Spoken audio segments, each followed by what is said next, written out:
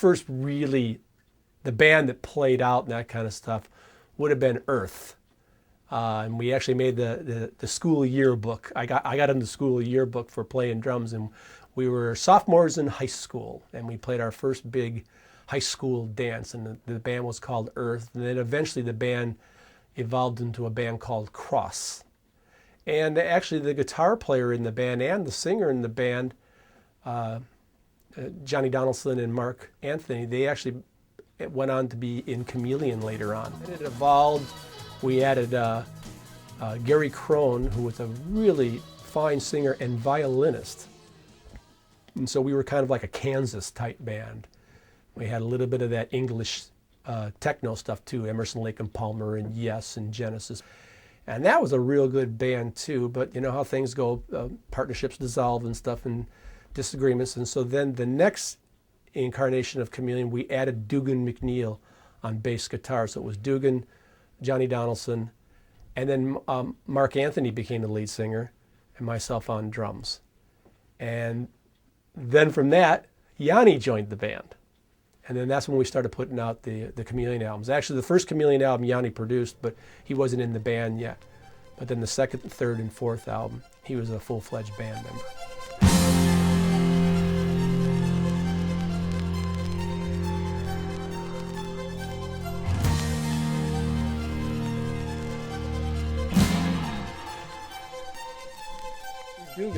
Dugan brought Yanni to the band, and then eventually he joined the band.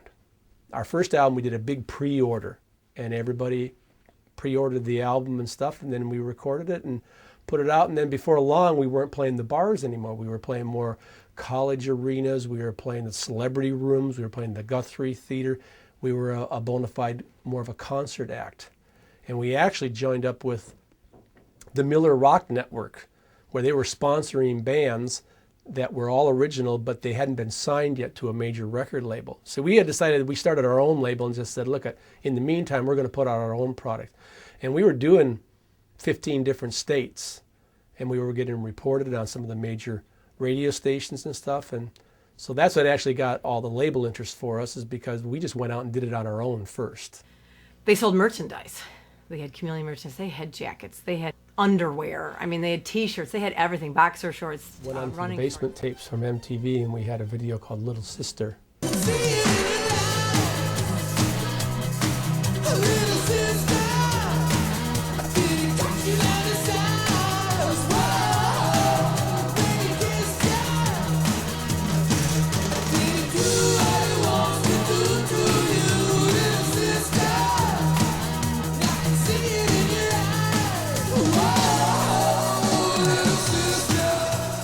Overnight success in 18 years.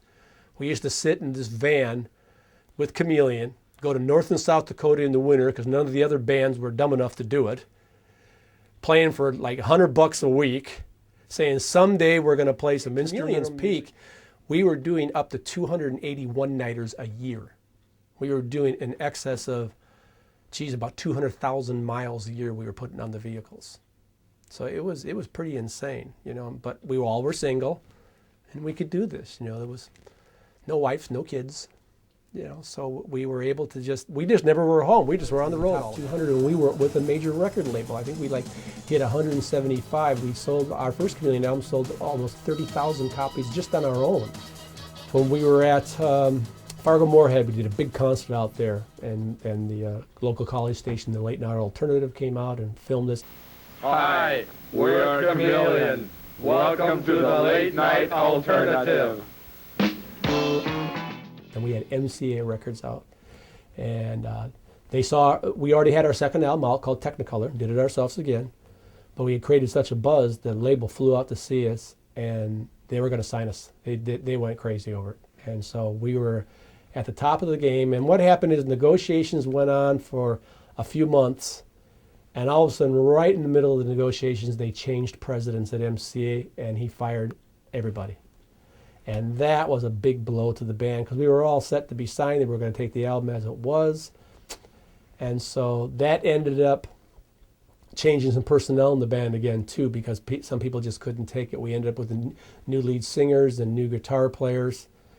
And we actually tried it one more time and had a deal from CBS, from the man who produced Bruce Springsteen.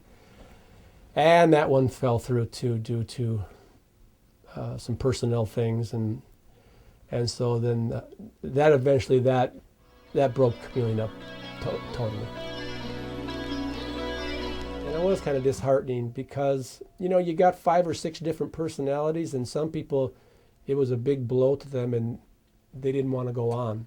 And so it was one of those things. So, you know, the band broke up, and, you know, I thought I was going to be this big rock star and that kind of stuff. But, you know, it seems like things happen for a reason. If the band wouldn't have broken up, if we would have succeeded as Chameleon and had all the albums out, and me and Yanni were rocking and rolling and that kind of stuff, I never would have met my wife Andrea and had my kids.